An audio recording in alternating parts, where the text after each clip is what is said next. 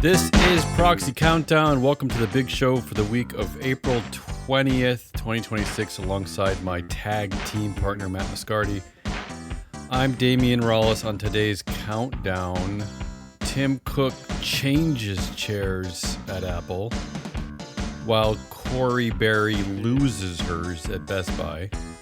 Activist investors raise the Sackler Sucks flag at Ingles Markets. Shareholders love mergers but hate merger pay.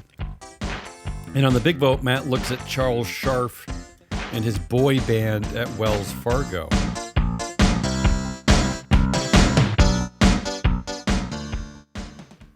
Let's start with the top stories from our trade wire. Now we're just looking at filings just from the week. It's just last week. The headlines. At Apple, Tim Cook is stepping down in his role as CEO, transitioning over to Executive Chair, so remains an executive, remains on the board. John Ternus promoted to CEO and Director, and then Art Levinson will become Lead Independent Director. Art has been the Chair and has been on the board forever. At Netflix, Chair, he's now the Chair. He started out as a founder, he was the CEO, he was the Executive Chair, now he's the Chair. Reed Hastings is officially leaving the board as of the 2026 annual meeting. At Southern Copper, their CEO, Oscar Gonzalez Rocha, passed away, and they appointed Director Leonardo, Contreras, Lerdo de Tejada as interim CEO. So from Director to interim CEO there.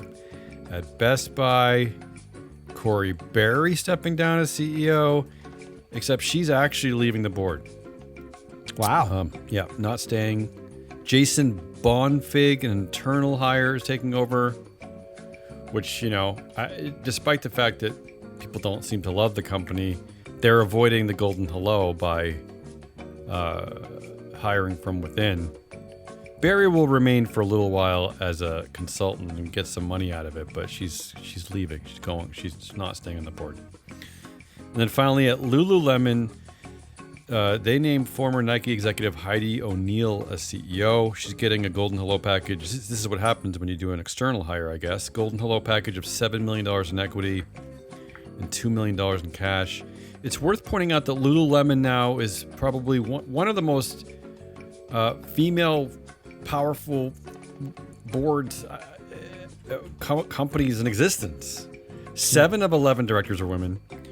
The chair is a woman, Martha Morfitt. Committees are all majority women, including the chairs on the audit committee and the pay committee, and then the CFO, chief merchandising officer, chief people officer, chief legal and compliance, chief brand and product activation officer, all women. So it's pretty remarkable. That probably would explain the stock drop after they announced it's going to be led by a woman. Already articles being written that people aren't sure about, or the market is not sure about Heidi O'Neill. But when you read Heidi O'Neill's credentials at Nike, they'd be hard pressed to find a better person. What are you not sure? And then finally, let's cover some of the stupid money deals going on in the 8Ks. A special equity award at CrowdStrike to President Michael Santonis, a target equity award of $42 million, worth up to $84 million. Just an award out of nowhere. And not the CEO. This is the president. President. Yeah. This is a weird one. At Expedia, there's a golden hello for new CFO Derek Anderson. $2.5 million in cash, $17 million in equity, relocation benefits, $30,000 a month in rent for 13 months, $325,000 in home sale assistance, and then a bunch of round trip tickets for his family to go back and forth, and I don't know what, look for a new house. But here's the thing. This is the same guy who essentially just got pushed out of Snap by activists and pressure, overhiring. Snap never does well. Whatever you want to call it, he, in a separate story, he's being pushed out of Snap, and yet somehow finds a new home immediately at Expedia and gets about $20 million thrown at him. This doesn't add up to me. I don't really understand this one. What doesn't add up to me is $30,000 a month in rent. Well, it's Seattle, right? It's expensive. I live there. It's not that expensive. Lululemon, we already mentioned that. Heidi O'Neill, new CEO, she's getting less. I don't even know how big, Lululemon's market cap is not small. I don't know what Expedia is, but she's only getting, I say only, she's getting less than half of his equity. He's the CFO. She's getting $7 million in equity. He's getting 17, and she's getting even a little bit less cash, $2 million in cash. She's a CEO, and he was just forced out, according to several reports, by activist investors. What the heck? I mean, at least Failing Up is alive and well. Those are I'm going to call that the biggest money stories of the week. And then finally, we keep having directors appointed to boards, classified boards, who are going to be there for several years before they get up for election. I don't need to mention that. Let's move on. Proxy. Oh, I got some couple of good proxy cage match stories this week. Ingles Markets, I mentioned them in the beginning. They issued an open letter to shareholders amid an active proxy fight urging votes for its two nominees, Rebecca Lowe and Dwight Jacobs. The company is strongly opposing activist nominee Rory Held, arguing his ties to the Sackler family. Now, we know what the Sackler family is. This is one of the worst families known to the United States. They were the Purdue Pharma drug dealer mafia bosses, basically created the opioid problem. Yeah, killing many, addicting many, ravaging entire states. So the company is opposing this guy because arguing his ties to the Sackler family create conflicting loyalties and potential fiduciary conflicts if elected. The activist investor, someone called an organization called Summer Road, I never heard of them, said, quote, "Our independent director candidate, Rory Held, is not a member of the Sackler family and has never worked for Purdue Pharma," right? So that's their statement. The company said, Ingles said, this is again a quote, "But in a time when public records are available to anyone, Summer Road and Rory Held can run, but they cannot hide, although they have tried." So they even got a rhyme in there. It said, "Summer Road has accused us of not understanding public company governance. However, Ingles understands public company governance just fine." What kind of an argument is this? And then they went on to say, they're not wrong. Then they went out to point out all the connections that Rory Held actually has to the Sacklers. He's the former co-chair of the Purdue Pharma Board of Directors. He's deeply intertwined with Sackler Family Trust. He used to hold funds salvaged from the Purdue Pharma bankruptcy. He's a trustee for several Sackler. There's a long list. So clearly, Summer Road was trying to get away with semantics there. But I just like that they can run, but they can't hide. And then it's very ominous. And then actually, we understand governance just fine. I just thought this is the silliest. I just love this. So my memory is, and I would have to look this up, that Ingles Markets is one of the companies that we see routinely that gets directors voted out, but end up keeping them anyway. Is that right? It's a North Carolina, I guess, supermarket chain. Yeah, I this is my memory, and I remember thinking it because they must be a classified board or have a plurality vote, like one vote, and you keep your board position. So if that is if my memory is correct, that would suggest that them saying Summer Road has accused Ingles of not understanding public company governance would be equally as funny as saying they can run but not hide. Yeah. I love the optics too. Like, you're an activist investor, and your big idea is to appoint someone who's involved with the Sackler family. I mean, that just seems like a bad start. And then this other one, in my favorite proxy cage fight headline of the week, happening at the company Radcom. I'm just going to read the headline, then we can move on. Value Base has joined forces with the late founder's children in efforts to oust the chairman and most of the board, including the late founder's second wife. I mean, I don't know.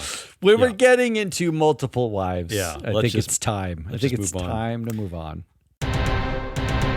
We got a lot of votes now to report on. There were 33 last week. These are large market cap companies.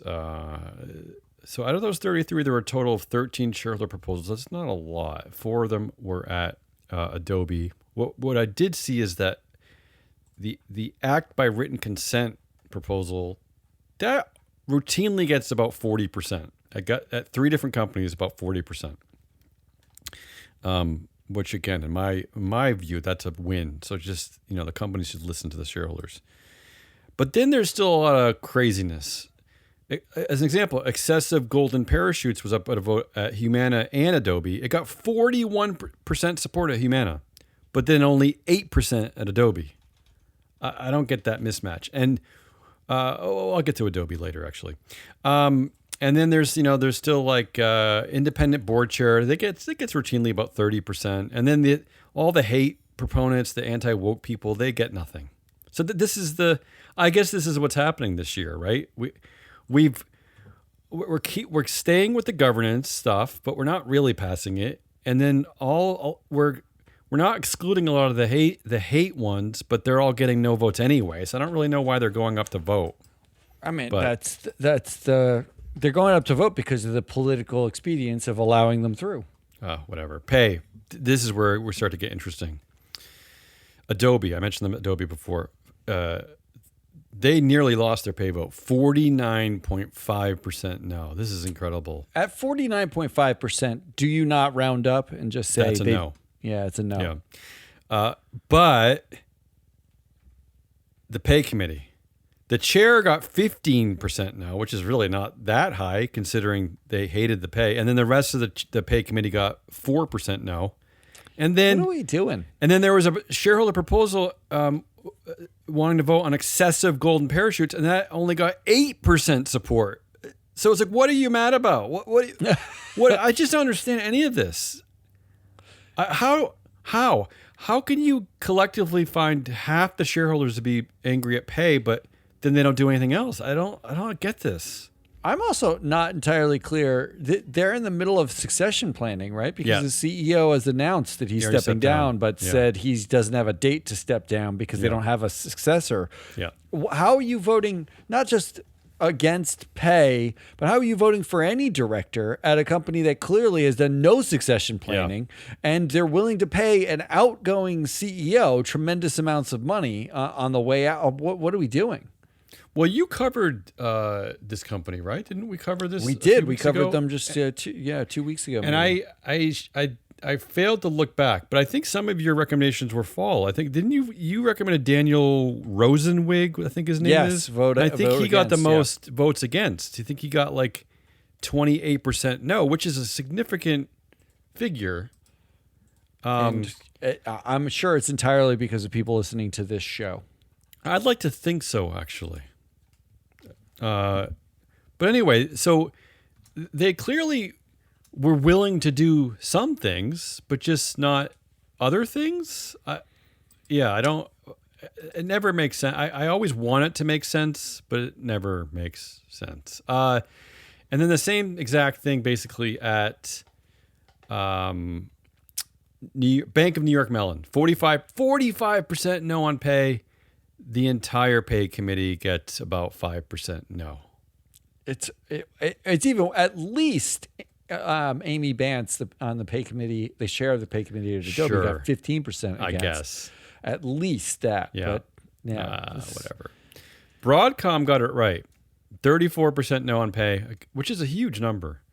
And then their pay committee chair, Harry Yu, he did get 26% no. That's basically aligned for the most part. More or less. You might as well say it's 1-to-1. And as we know, the same institutional investors own shares at most of these companies. So I would really be interested to see, like, did they get it right here but not elsewhere? Like, I just don't understand what they're up to.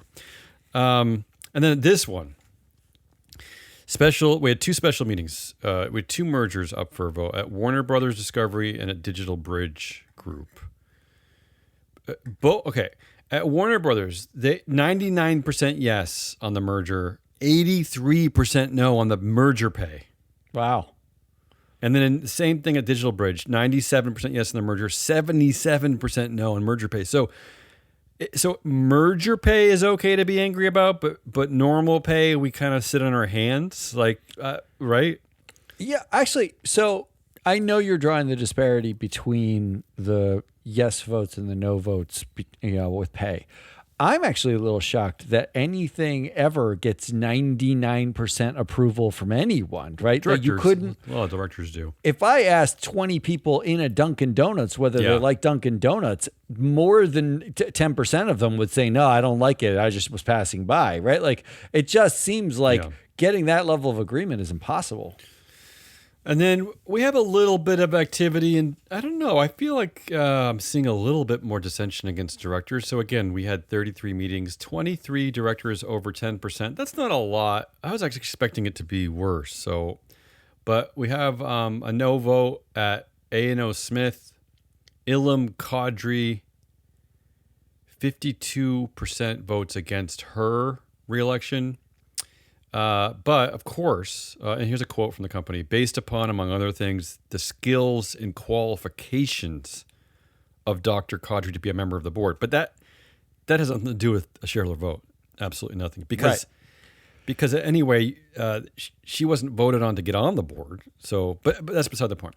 And her past contributions to the board, which, have not been quantified here. They just say it. And the belief that the withheld votes, for Dr. Qadri, who is a highly valued member of the committee, highly valued by themselves, I guess, right? Not by shareholders, clearly. Yeah. Were primarily reflective of stockholder views regarding the company's dual-class capital structure and not because of any specific objection to Dr. Qadri. And thus, we're ignoring shareholders. They rejected the resignation. But...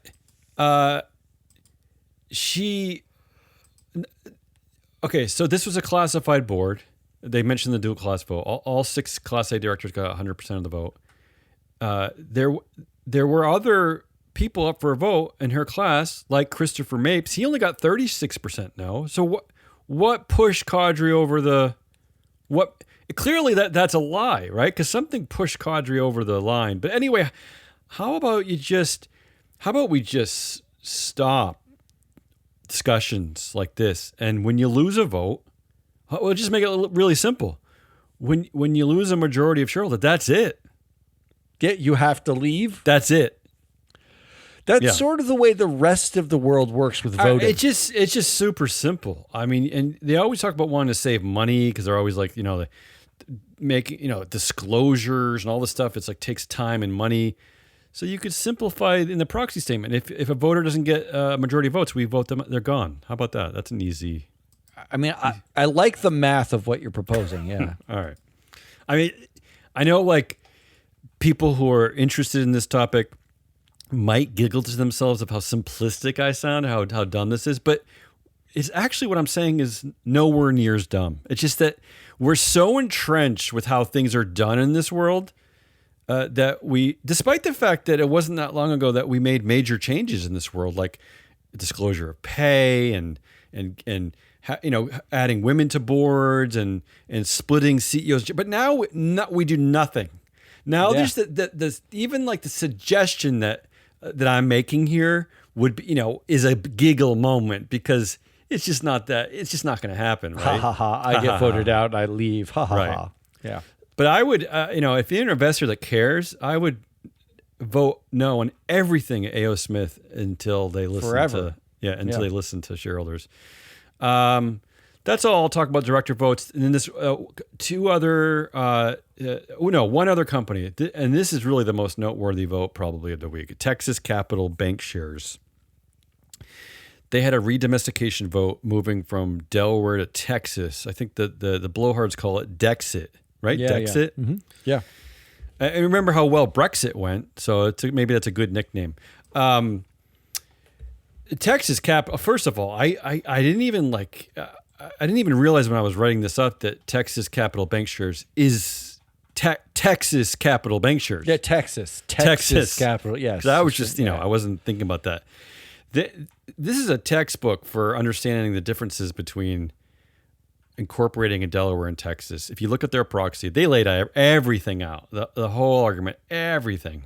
So thank you to Texas Capital Bank Shares. I actually will refer back to that when I'm trying to figure out the differences. But the shareholders at Texas Capital Bank Shares were not interested. They said no. 55% said no. They don't want to move to Texas. And then there was another tag-on vote that wanted them to change who can submit shareholder proposals. They wanted to get it up to 3%. You had to hold 3% or $1 million of the shares. They said no to that.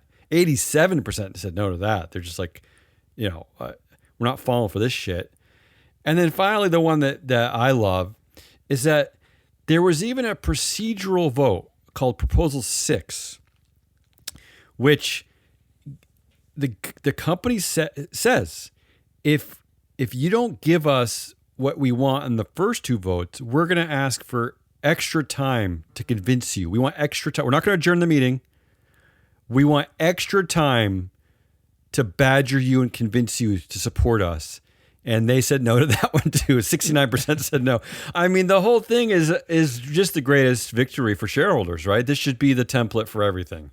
Well, I don't know how it happens, though. I don't understand how, if you can tell Texas Capital Bank Shares not to redomicile in Texas, if you can tell a company named Texas Capital Bank Shares not to leave Delaware for Texas, then you can tell the head of the compensation committee Robin to Denholm. Get voted out when you don't like pay. That seems like you're now capable. It looks like about 46% of shares here are held by BlackRock, Vanguard, T. Rowe Price, Dimensional Fund, and State Street. So maybe they were the ones behind this. They had to. They had to, just mathematically, yeah. But then Robin Denholm wants to do something for Elon, and that gets okay. That's all I have. Looking at upcoming annual meetings next week. The big one next week is Wells Fargo. It's the biggest market cap. This week? No, the meeting is... we're going to cover it this week. I'm saying the meeting is coming up next week, April 28th. Mm-hmm. I want to point out once again, a virtual meeting. Always virtual, yeah. Well, now again, I'm going to say this every week that we cover this. This practice has to stop. And again, here's another thing. I give everyone listening, all institutional investors who might be listening, I give you permission to vote against every proposal just because, hey, we want to show up to these meetings. So we're going to vote no until you let us come back because COVID is over, right? Isn't it? I heard. I'm out there. I go out. I heard don't wear a that mask. it's over. I've been told that vaccines are optional everywhere for everything now. Stop okaying everything, investors. Like, you don't have to be afraid of everything. To me, and I know people like, I feel like Jim McRitchie, John Chevenin would agree with me. Vote no against everything until they let us come back into the room. All right. I like that. Wells Fargo, I don't have a lot to set you up on here. I know you have a lot to talk about. Only a couple things before I hand it over. I think if I got the data right, their overall performance scores suck. No, it's not awesome. Yeah. And then the big one to me is this is like a boy band. And this is like seems like a bit of an outlier. Their top 6 influencers on the board are all men with an aggregate 72% of influence. And this is not a controlled company. It's not a founder firm. This is pretty insane. Like they are not interested in a female voice. That's all I have. I'm going to hand it off to you. All right. I did something different this week. I did if you listen to Business Pants, our other show, we play a game called the Blame Game. Yeah. This time, there's a lot of ways you can look at these companies, and I set my game clock again. But instead of focusing on the directors and the team, like as people, I actually focused on the shareholder proposals, which seems to still be the one place that investors pay the most attention. Okay, yeah, six of them. There's 6 of them here. There's a lot of them here. It's a lot. And it seems to be the place where investors spend their most research capital they're most thinking. The pay vote and the shareholder proposals garner the most attention. We still see routinely 10, 15, 20% in favor of a shareholder proposal, where we see zero dissent at board members themselves. So the game I wanted to play at Wells Fargo, and this is not because of these particular shareholder proposals, it's just that they had some, and I wanted to look at a company in a new way. Can I just say before you begin, hats off to Wells Fargo. I am going to credit Wells Fargo for they could have excluded everything. They let maybe they excluded some, but they let 6 is a bit of an outlier this season. It's a lot this season, yeah. So they're probably going to be the most. But I wanted to basically say, if you are going to vote for one of these shareholder proposals, who do you blame for the fact that you have to ask for this shareholder proposal? Interesting. Well, let's do it. Because we are constantly talking about if you're going to vote against pay, you should vote against the entire pay committee, because what you don't like is the committee that set the pay, right? Like that's what we're saying. And they tell you in the proxy, they connect those dots for you. You don't have to guess who writes the pay policy. It's not like, who do I blame? It's like it's required pay disclosure. Committee. Yes. Yeah. So in this case, I wanted to do the same thing with the shareholder proposal. First up, National Legal and Policy Center, the anti-woke group. We call them the hate proposals now. Well, they have pivoted largely off of direct hate and entirely into like this pseudo governance. Occasionally, they're still landing a lot in the hate group. Look, what we recognize that they're doing is they are a nonprofit that needs to go to their funders and say, we are getting increased support from investors. They're gonna take these averages and they're gonna. And so they need to put out proposals, including this one. Here's the proposal: shareholders request the board of directors adopt as policy and amend the governing documents as necessary to require hereafter that 2 separate people hold the office of chairman of the board and office of the chief executive officer. This is just straight out woke governance. That's woke as heck. This is regular old plain governance. It doesn't get more woke in the governance world than this one. And they are doing this, we know, to improve their overall average of shareholder support. That is hypocrites. The con game and the back game happening. That notwithstanding, let's look at this. National Legal and Policy Center, they actually have 36 filing mentions in 2026 so far. We're only in April, and they're in 36 different filings. So they're getting a lot of traction.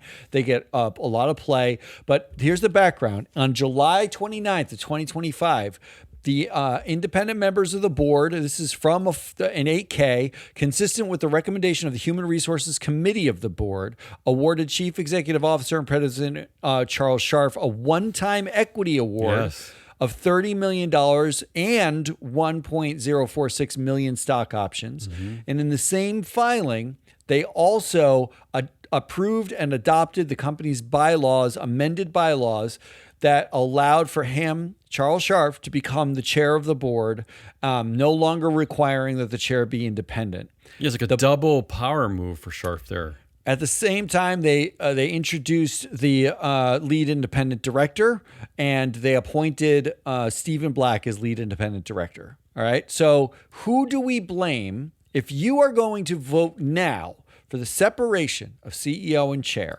Who do you blame on this board for having to do this vote?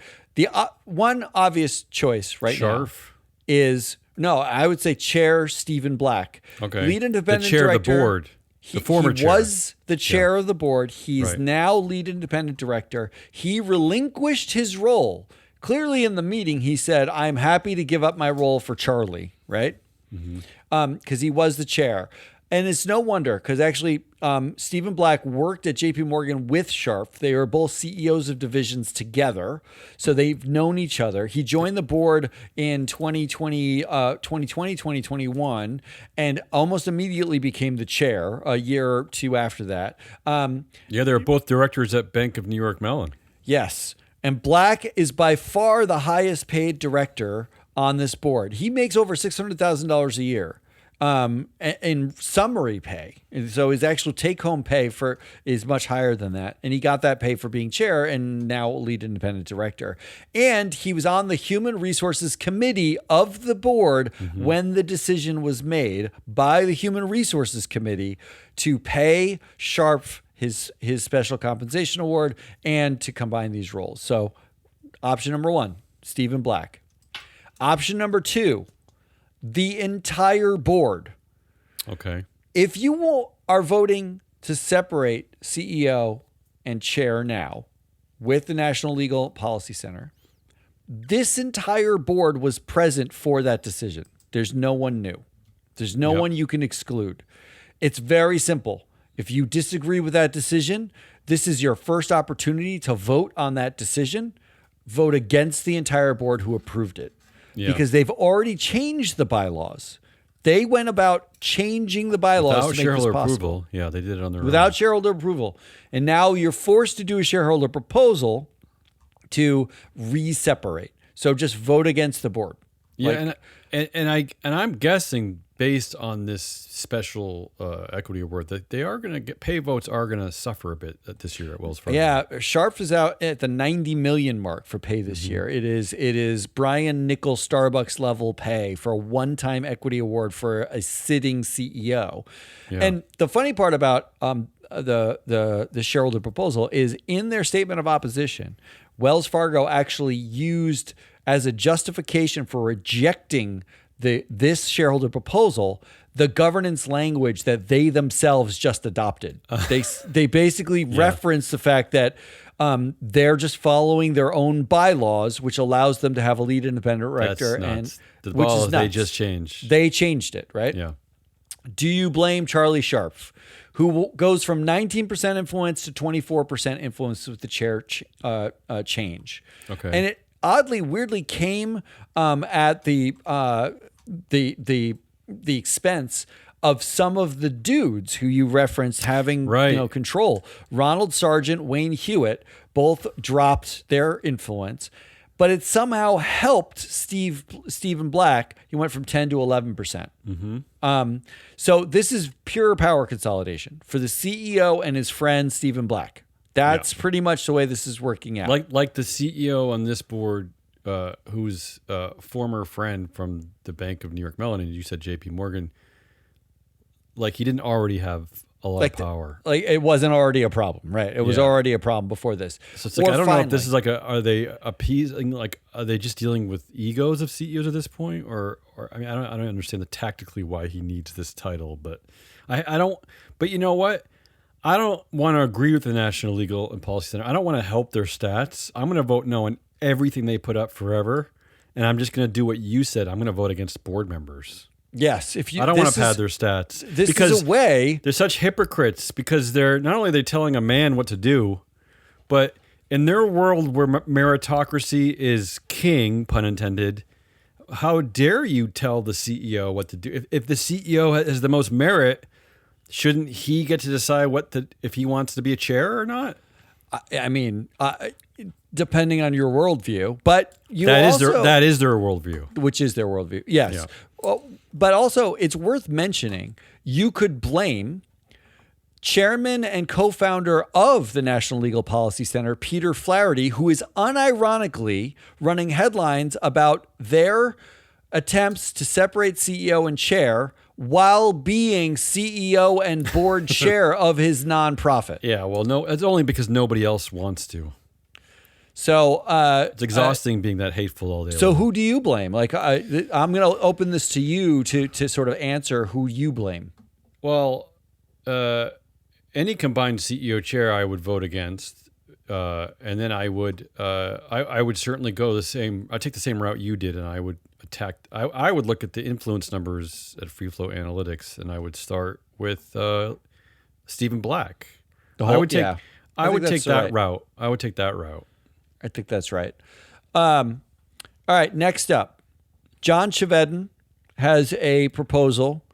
Shareholders request that board of directors take each step necessary so that each voting requirement in our charter and bylaws that calls for a greater than simple majority vote be replaced by a simple majority vote. Yeah, basically, pretty normal one. It's a normal one, except this is not the first time. So Wells Fargo moved to simple majority voting. It already won in 2023.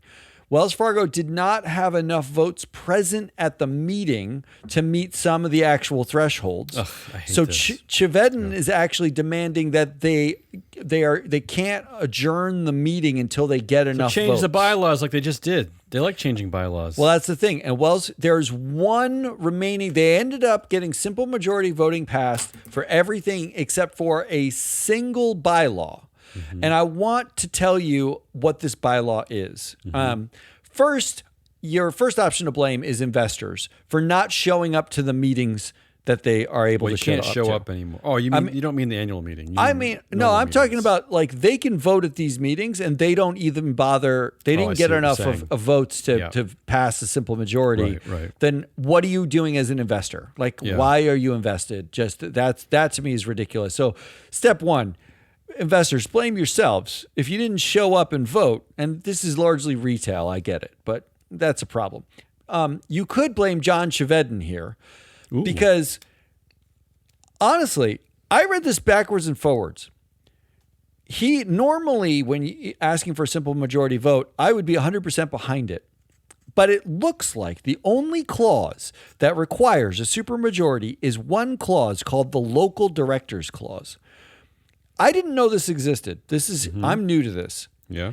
This clause says, if Wells Fargo, and this is not unique in banking, I think. If Wells Fargo were to buy greater than 50% of the voting stock of another bank, a local bank, and if Wells Fargo explicitly agrees to abide by the local director's bylaw, then Wells Fargo must cast all of its votes such that 75% or more of the subsidiary board, the company, the bank it just bought, all of those directors are residents of the city where the subsidiary is headquartered. I don't even know what you're talking about. Basically, it says Wells Fargo goes out, buys a local bank. Yeah. If they decide that they want to abide by this, bylaw because it's optional, then they have to put local residents of the headquartered wherever the bank they bought, wherever it's headquartered, they put local residents in charge. Yeah. I know John Chevedden is taking a principled stand here that like simple majority should be the standard everywhere. Yeah. But I'm not, who cares about this? Like John Chevedden. I don't, the investor downside is I get no control over the local bank, but the control is in favor of the community over profits. It basically means community members, locals, run the local bank, even though Wells Fargo owns it. It's hard to care about this one. Hard to care about it. So it brings me to my third who do you blame option, which is tongue-in-cheek. Yeah. It's a Wonderful Life. The movie, It's a Wonderful Life. Yeah. Because if you sided with Potter, which is profit over community, this is basically the George Bailey clause. Okay. George Bailey, maintains control. Yeah. Who do you choose? Who are you blaming? You made my head spin on this one. I didn't write the shareholder proposal. I had to get deep. I might accidentally not vote on this one, and then later when someone asks me, like, "Oh, I didn't see that one." You can abstain. Abstain. Yeah. All right. Well, the next Come on, John. I love you, John. But yeah, maybe we can put up things that are a little bit more important. I'm going to make the next two a singular one. Because they're really kind of asking for the same thing. The Comptroller of New York City is requesting that Wells Fargo disclose annually an energy supply ratio. And this is the second year in a row in this. I have recorded that they got 18% support last year. Right, which 17.5 or something. Which isn't low. Yeah. It's not low. As You Sow is also requesting that Wells Fargo issue a report on climate-related litigation risk. Okay. Sure. So both are sort of climate related. Both are like you are lending to, fossil fuel. One is asking for what's the ratio of lending fossil fuel to non. And this is why I like your tactic here for Wells Fargo, because as we already know, they're not going to get probably much more than 20%. So let's rethink these. So rethink it. If you don't like if you want to side with the shareholder proposal, how do you actually get it to pass? Because who do you blame? Who do you punish? Because first of all, the first person you could blame for either of these, having to put either of these on the map, is in 2021 the Wells Fargo board that's when they announced for the first time their efforts for the transition to a low carbon economy. They set a net zero goal and financed emissions goal, $500 billion by 2030. By the end of 2025, they were more than halfway to their sustainable financing goal, even though most of it's just double counting. Nearly 2/3 of their progress they are counting entire loans that were underwritten that they were only one of the underwriters for. So, but if the board in 2021 hadn't set ambitious greenwashy goals, we wouldn't be asking for real ratios, would we? Wouldn't we just be happy with what they already set and we could hold them accountable for that? Sure. Option number 2. Because you can't actually blame the 2021 Wells Fargo board. You can only blame some of them. Suzanne Vautrinot and Wayne Hewitt. If you're going to vote for this, you have to vote against the directors who set those goals in the first place. Okay. In fact, Black, Chauncey, Craver, Hewitt, Morris, Sargent, Scharf, and Vautrinot. 67% of the board today set these targets. 2 of the members, Vautrinot and Hewitt, were on the 3-person, now gone corporate responsibility committee that helped set these goals. So you can hold the directors who were on the corporate responsibility committee in 2021 responsible today for the fact that you don't have useful ratios. You have bad target setting. Right. They rolled back those settings. Or you can set your eyes on Fernando Rivas, head of the investment banking. Now, you can't vote Rivas out. He's not on the board. But he's the guy who's the head of investment banking. He's got to have one analyst who could spend 14 minutes to get you these numbers. This is not hard. They have all of this data internally. You can vote against executive pay because Rivas is an NEO whose pay is set. This is a tough one. By you. So those are your options. You could basically say everyone who was on the board in 2021 who set this, the 2 members of the committee in 2021 that set this who are still around, or Fernando Rivas, the head of the investment banking, vote against pay for executives because he's the guy who can get this to you in 7 minutes. Now, which committee are you saying is responsible for this? The Corporate Responsibility Committee, that which doesn't exist anymore. Right, this is where but I'm confused. The members of the board still do. Because I'm trying to find which committee actually has oversight of this matter. And the closest I can come now is the Governance and Nominating Committee. Yeah, which they has rolled it in, yeah. Social and public responsibility matters and social impact matters. So maybe I would target that committee. I don't know where else to go. So Suzanne Vautrinot and Wayne Hewitt are the only ones you can vote against who were on that committee at the time that all of these... Okay, fine. Yeah, they're still there. So I think that's right. And then how about this? I'm going to move on to the dissolution of that committee because the American Baptist Home Mission Societies filed asking for a new committee of independent directors on indigenous people's rights. I like it. Except that they had that committee. It was called the Corporate Responsibility Committee, and it was dissolved. Yeah. It was dissolved in January of 2025, and it was folded into the Governance and Nominating Committee. So if you liked that committee, you had a chance last year, but it was a little bit early. You might not have noticed that the committee disappeared. It was actually the only female-only committee on the board. It was chaired by someone who no longer is on the board, Celeste Clark. She's left the board since then. And this is your one chance to basically wake up and say, wait a minute, why are the American Baptist Home Mission Societies voting for a new committee when they should be voting against the directors who got rid of the committee they could have been talking to? I don't know. I hear what you're saying, but that's a little out there. You can vote for this shareholder proposal and also vote. Yeah, let's do both. Against Stephen Black, who was the board chair then. Yeah, and Scharf. Because Scharf Charlie has said Scharf. enough despicable racist, and I'm actually not. This is not a. I'm not. It's not a hyperbole. That Scharf has said a lot of horrible racist things over the time, including like, we'd hire more black people, but we can't. They're not out there. There's no talent. But look, you might decide that Charlie Scharf is living his own truth, because he did say at one point that they would. Part of the problem was there wasn't enough black talent to hire, and on his board there is only one black person, and it's Felicia Norwood. So yeah, and notably the American, maybe he's living his truth. Notably, the American Baptist Home Mission Societies, their executive leadership and board are basically all people of color. Yeah, it's actually one of the few that I can think of. It's one of the few proponents that is led by people of color. I mean, do we have others? No. I can't think of any on the top of my head. Not many. No. All right. And finally, you could vote against. I hate to say it, that's not going to get support. You could, this won't get any support, but you could vote against the members of the committee that allowed themselves to be dissolved. C.C. Morgan, Felicia Norwood, just and vote Suzanne against Vautrinot. Scharf. Yeah. All right. And then finally, let's end on this. Yes. This Ridgeline, is a fascinating way to handle Wells Fargo.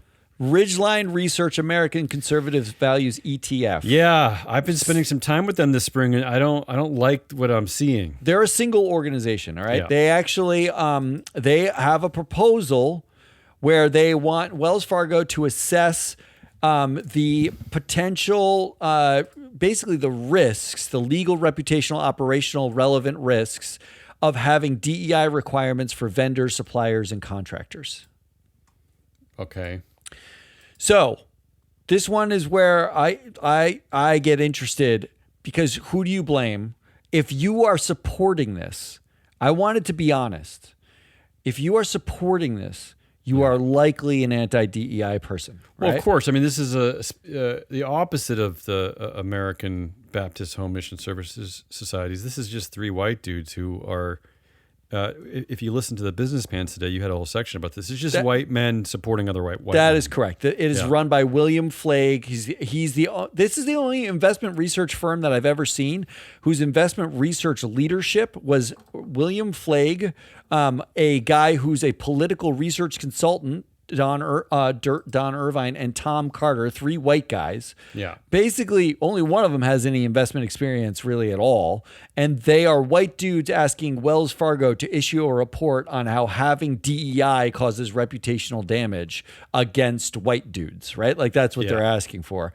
Who do you blame? If you are remember, if you're supporting this, who do you blame? Who do you vote against? If I'm saying yes to this. If you're saying yes to this. You're going to have to help me. I'm totally lost in this Who one. would you blame for the fact that you have to ask this question? All the women and the one black. Felicia Norwood, the black woman. Okay. She manages benefits at Elevance House. She's one of three board members without any financial services or accounting experience, per their own self-reported skills matrix. And the other two are a Hispanic man and another woman. So basically... Yeah. As a black woman, definitionally, this proposal? Yeah. Who's the other woman? Suzanne Vautrinot. Okay, so who doesn't have that experience? Forgive me, my data is out of date here, but Felicia Norwood, according to my data, has 0% influence on this board. She now has very slightly more. Yeah, it's okay, not, like it's maybe not. 1%. Yeah, it's not a lot. So but, it's funny to blame her for anything, really. But you are supporting. Yeah. This is the irony. This is the bitter, horrible irony of the anti-DEI movement, is that they're mad and firing women and people of color who actually have no power in the organizations that they were lucky enough to get to, because they're and to your point in the Business Pants, they were lucky enough to get at these companies run by white men, and the white men themselves created the DEI policies because they're in charge anyway. Anyway, I'm swimming in nonsense. So you're suggesting that if I'm saying for this, I should just vote against the women and the people. The black. Well, no, sure. No, I said first the black woman, because she was also added in 2022 at the height of DEI fever, right? Like there's a lot of reasons where if you're anti-DEI, Felicia Norwood doesn't look qualified, height of DEI fever, she's a black woman, perfect target for you. Sure. Second perfect target for you, Richard Davis, the chair of the governance committee that ostensibly oversees this as an issue, right? Mm-hmm. He's also the CEO of Make-A-Wish, which sounds pretty woke, right? So like you can target him. You could target Ted Craver if you are anti-DEI and pure meritocracy, which is what you are supposed to be. On the pure numbers, if you are pure meritocracy. But we know they don't do that, but go ahead. I'm listening. Craver, 337 overall batting average, 94, bats 94 in career controversies, 8 human rights flags, which includes issues related to discrimination. So you don't like discrimination against white guys, you must not like it anywhere. He's been flagged. He's 74 years old with an 8-year tenure, 9% influence, is connected to 15% of the board, and he's been flagged twice for being in the bottom quartile of TSR at just this company during his tenure. He got an MBA, but was the CEO of a public utility. He's done nothing in finance. And we've tagged him as a deferential director. Is there anything less meritocracy based than what I've just described for that individual? Wishful thinking, though. You're saying if you support that policy, you're going to vote against this guy for not having merit. That's wishful thinking. Yeah, that's what I'm saying. Let's do it. And then finally, Charlie Scharf. Who do you blame? I got to blame the meritless white guy, Thomas Craver. That's what I'm saying. If you support this shareholder proposal, also vote against Ted Craver because he doesn't have any merit in the first place on this board. And by the way, if you're a listener to the show, I mean, you're listening right now, please join us in our pursuit. Anytime anyone brings up this topic, anti-DEI, anti-women on board, whatever, just ask them to define the meritocracy. Ask them for the criteria, the objective criteria, the quantitative things they're looking for, just so that's what you should be pushing and asking for. I love it. That's all I got. That's a lot. That's way too much. That's the Proxy Countdown for the week of April 20th, 2026. Join us next week and we jump back into the alternative democracy pool. Forever on the lookout for shareholder shenanigans, dopey directors, scandalous CEO pay ratios. Charles Scharf, we didn't even mention, has like a 1,200 to 1 CEO pay ratio. It's already insane. And, of course, we're looking for wayward Band-Aids. Nobody knows why. I think Charles Scharf had some Band-Aids, too.